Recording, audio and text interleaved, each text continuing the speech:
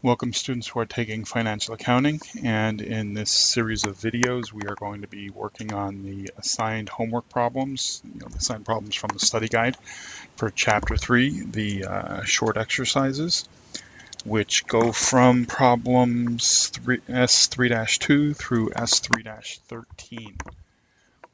And before we get started here, this is a quick reminder, since this is video, again, you can pause, rewind, watch again if you don't understand something. Definitely go over the theory videos, read the textbook, and go over the theory videos. And if you still don't understand something, feel free to contact an instructor either by email or by telephone. All right, so with that said, let's get to it here. Let me get my pen. Come on, there we go. And let's go on to the 3-2. All right, so it says here, accounting terminology, match the accounting term with the corresponding definition. All right, so I have a tendency to work the other way. I like to go with the definition first. So an account whose normal balance is opposite that of its companion account. Okay, so the keywords here are normal balance, all right, meaning if I have, as let's say an asset has a normal balance of a debit, all right, well, what is an account whose normal balance is opposite? So the opposite of a debit obviously would be a credit. So what is the opposite account for that asset? And that would be a contra account, number 5. Right? You'll see, that's as an example, that would be accumulated depreciation. It would also, and I realize that you haven't seen these just yet, but I'm just giving you a heads up. Accumulated depreciation is a contra account to the actual asset itself, meaning, let's say I had an automobile, so I have an auto account, and then I'd have accumulated depreciation via auto, or I could have called that vehicle, right? That's the contra account to auto. If you take something like service revenue or any kind of revenue account, you might, or let's just call it sales revenue, because that's a little bit easier to think about. So if I have sales revenue, a contra account would be sales discounts or sales return and allowance. Right? The reason why is if I record like the sale at $100, but yet I gave a $20 discount, or say $10 was returned, my net effect is actually $70. Okay, I had a sale for 100, but then I'm taking away 20 for a discount and taking away 10 for the return and allowance. So 20 and 10 is 30. 30 from 100 gives me a net value of $70. So that's what contra account means, right? You have that for sales. You also have that for purchases, right? Sales is when you're making a sale to a customer. Purchase is when you're buying from a vendor. In essence, you become the customer. Okay, so you can also have like purchases, and then you would have purchase discounts and purchase returns and allowance. These are contra accounts, right? Because they're the opposite of that particular account. All right, B, entry made to assign revenues to the period in which they are earned and expenses to the period incurred, right? So let's see here, an entry made to assign revenues to the period in which they are earned and expenses. Right, so I know that's not accumulated depreciation. And I know that's not an adjusted trial balance in entry, so it would have to be 3, an adjusting entry, B. because it's not a book value. A book value is the total value of an asset, and it's not depreciation, and it's not a long-term asset, so it has to be an adjusting entry. C, a list of accounts with their adjusted balances. Okay, so that's simple. That's a trial balance. So, that's an adjusted trial balance. Doesn't matter if it says here a list of accounts with their adjusted balances. So that's why it's an adjusted trial balance. But basically, a trial balance is a list of accounts with their balances in the accounts. It's just a matter of what the name is, whether it's adjusted, pre-adjusted, post-closing. Right? D, the cumulative sum of all depreciation recorded for an asset. So we're talking about the cumulative, meaning a total sum of all the depreciation. That would be accumulated depreciation. Because use the terminology, the words as ticklers. Accumulated meaning, a cumulative sum, and we're talking about depreciation. And so you don't have to be memorizing definitions. You can take cues off of the words themselves in order to understand the concepts. Right. E, the allocation of long-term assets cost to the expense over its useful life. Okay. So that would be depreciation, right?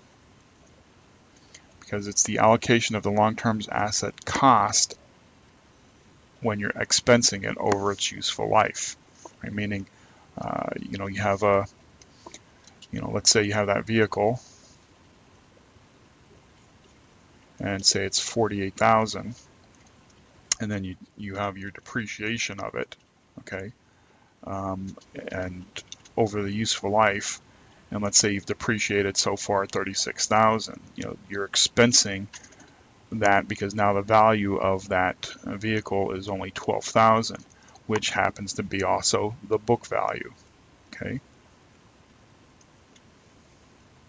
So you have the vehicle less the accumulated depreciation, which gives you your book value. So you're expensing it because obviously, every asset, as you own it over a course of time, it loses value, and you're allowed to expense that, and you expense that through depreciation. Okay, F is the assets cost less its accumulated depreciation, which I just showed that, which was the book value. Okay, and then long-lived asset used to operate the business, so it's the long-term asset, so that's G. Right. Short exercise 3-3. All right. Types of adjusting entries. The trial balance of Allen and Associates includes the following balance sheet accounts. Okay, see, these are balance sheet accounts. For each account, identify the type of adjusting entry that is typically made for the account. Okay, deferred expense, deferred revenue, accrued expense, or accrued revenue, and give the related income statement account used in that adjustment. Right? Example, we had prepaid insurance. Okay, that would be a deferred expense, and the income statement account used in that adjustment would be insurance expense. Right? Prepaid means deferred. Right? The way you think about this is, if prepay, you're paying an amount right now, okay, that over time you're going to expense, right? So that ends up being deferred, right? That you're deferring the expense. I had mentioned in the theory videos that I don't really think in terms of deferred expense, deferred revenues, accrued expense, or accrued revenue. But to help with this, if you think in terms, if you kind of like say, okay, it's two sides of the same coin, all right? If I think in terms of deferred expense and deferred revenue, well, notice that you just have to identify whether it's an expense or revenue, and then if you understand, if you think you realize what's deferred, then if the opposite of those are accrued. Okay, so if you understand one, you kind of can back into the other. You don't memorize everything. Okay. In the case of prepaid insurance, when I have prepaid, I immediately think, okay, that's deferred because I'm expensing it down the road. And of course, whatever the prepayment is, in this case it's insurance, then when I'm looking at the income statement accounts, well, it's not, I have revenue or expenses. Well, I have to be looking at expense accounts, and since it's for insurance, it ends up being insurance expense. Same with like prepaid advertising. Okay, well, that's going to be advertising expense, right? Or prepaid rent, right, would be rent expense, right? Generally the name of the asset account, because remember, a prepaid account is an asset account. Prepaid whatever it is, rent, insurance, that's an asset account. Why? Because it's money that you own. It's still what sure, if you paid, let's say, $1,000 a month for 12 months, that's $12,000 at the beginning of the year. You're prepaying your rent for the entire year. Okay, and that $12,000, yes, you're paying it on January 1st, but if you opened, let's say on at the end of the day you decide to close the business, you paid the $12,000, and then at the end of the day you decide to close the business, well, you'd have to get that $12,000 back because you didn't use any of it. Okay, as you use it through time, month after month, sure, that amount becomes less. I mean, if you've gone through January, now you're only going to have 11,000. But see, that's money that's still owed to you. So if you close the business at the end of January, you'd still be getting $11,000 back. That's cash, that's yours. And that's why it's an asset account. Okay, so the prepaid rent ends up being, an asset account. And when you go to expense it, you look over at your expense accounts, and like I said, you match up whatever it is that you're prepaying to whatever, you should have an expense account that matches that prepaid account, right? So let's get on with this. So I have interest payable. Okay, so for interest payable,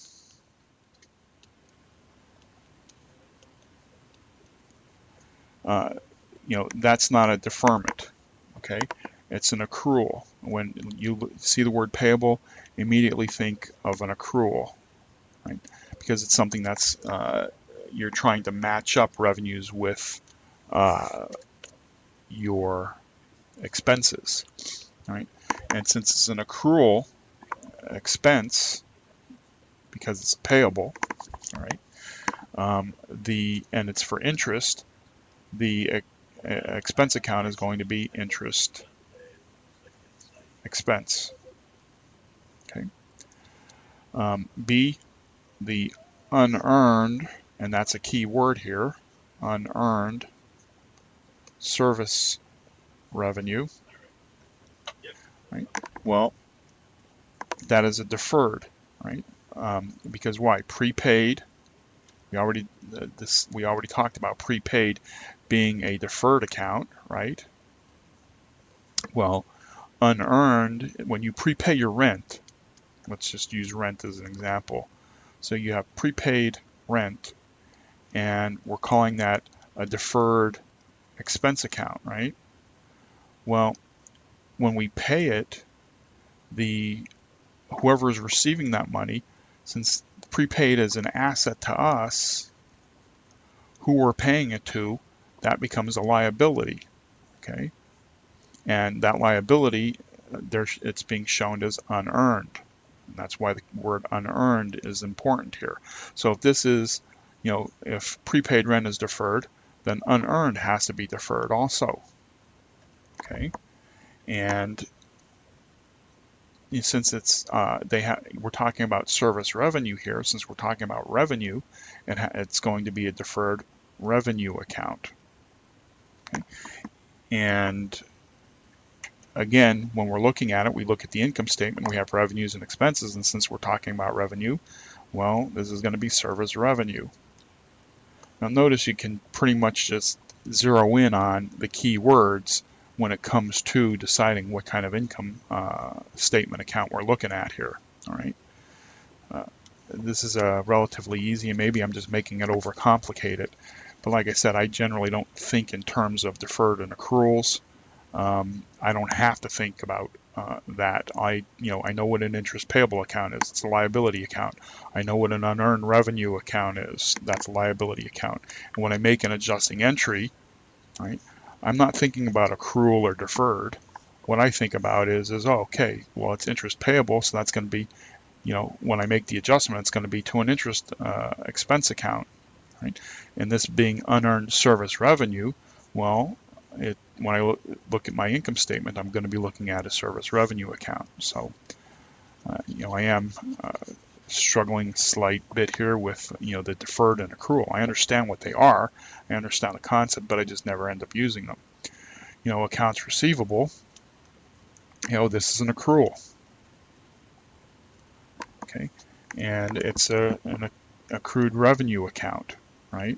Why? Because it's, we're making a sale, and that's the income statement account is going to be any of our revenue accounts, whatever it happens to be, sales revenue, service revenue. It doesn't matter. You just look at your chart of accounts and you choose one of those revenue accounts, because we're making a sale. All right, when we're doing an accounts receivable, we're just putting off the receipt of the cash. Right. Supplies. Okay. Supplies is going to be a deferred expense account. Right. Why? Because we're inventorying our supplies. It's an asset, okay? And when we use it, all right, so supplies is an asset.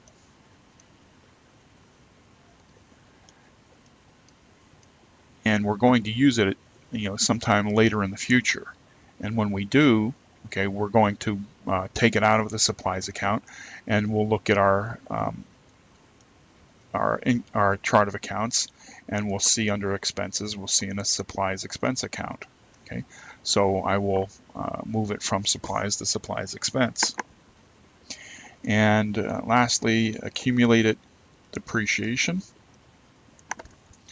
Okay, this here is a deferred expense account, because remember, think about it. I have an asset. Let's use vehicle. Okay, and that's my book value, right? My book value is, say, $48,000. Well, I'm going to expense that because I'm going to use the vehicle over time. The vehicle is going to lose value over time, and that's why it's deferred. Okay, because it's not something that I'm trying to match up revenues with expenses. It's something that I'm going to expense over a longer period of time. So it ends up being a deferred expense account, accumulate depreciation, and the opposite to that would be my depreciation expense account. Okay. So these are, the types of adjusting entries. Again, don't get too hung up over this particular exercise. As you do these, as you make adjusting entries, you'll just become comfortable understanding, like I looked at interest payable, and immediately I said interest expense is the account I'm going to use. I don't really think in terms of deferred or accrual, right? Unearned service revenue, again, that's a liability account. Oh, well, it's going to go against, service revenue. Accounts receivable, that's a revenue account because I'm making a sale, right? I don't really care whether B, it doesn't enter in my thinking process so much that B is a deferral and C is, unearned service revenue is a deferral and accounts receivable is an accrual. Okay, I don't need to think about that when I'm actually doing the work itself. Same with supplies. I know that goes to supplies expense, and accumulate depreciation goes against depreciation expense. Right. So with that said, I'm going to stop here and pick up with the next problem in the next video.